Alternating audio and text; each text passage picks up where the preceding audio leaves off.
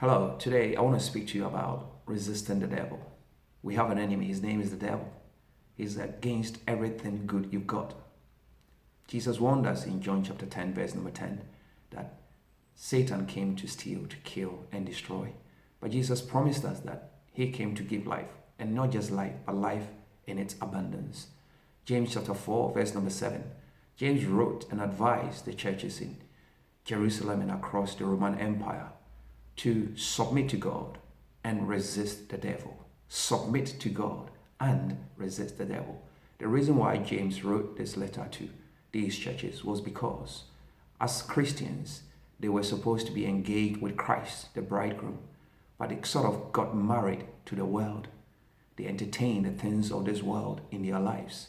So James called them adulterers because it's like a marriage covenant. You're not being faithful in your relationship with God. And by so doing, a door was open in their life for the enemy to come in.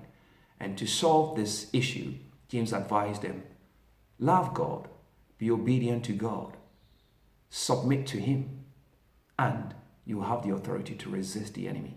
You cannot be in the enemy's camp and resist him.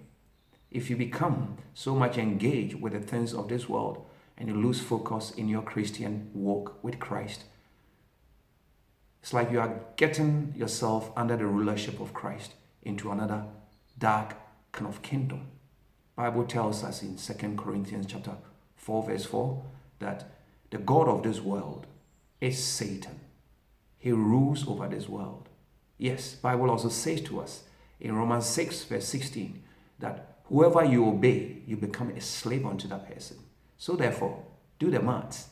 If we allow the things of this world to take authority over our lives, the enemy will rule over us because we become slaves to the things that matters to him. So therefore, he will master over us. Submitting to God is just about loving him. It's about being obedient to him. Jesus said to his disciples, if you truly love me, then obey my commandments.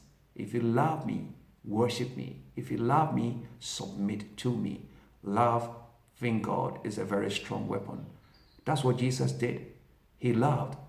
He came to love to defeat the works of the enemy. Love is the strongest weapon in God's armory against the kingdom of darkness.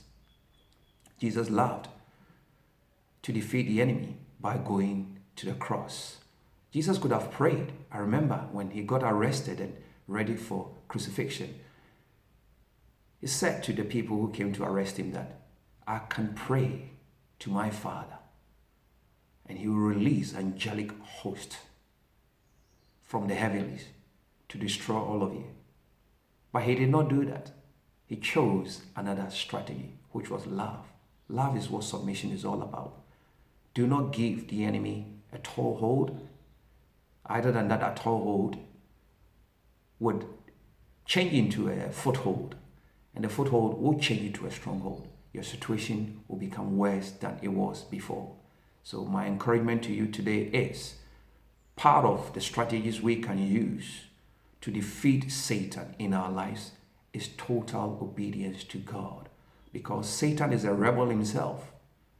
So if we become rebels, it's like we are teaming up with him, submitting to God, doing God's will, like Jesus came to do the Father's will, was a weapon against the enemy, strategy against Jesus' life.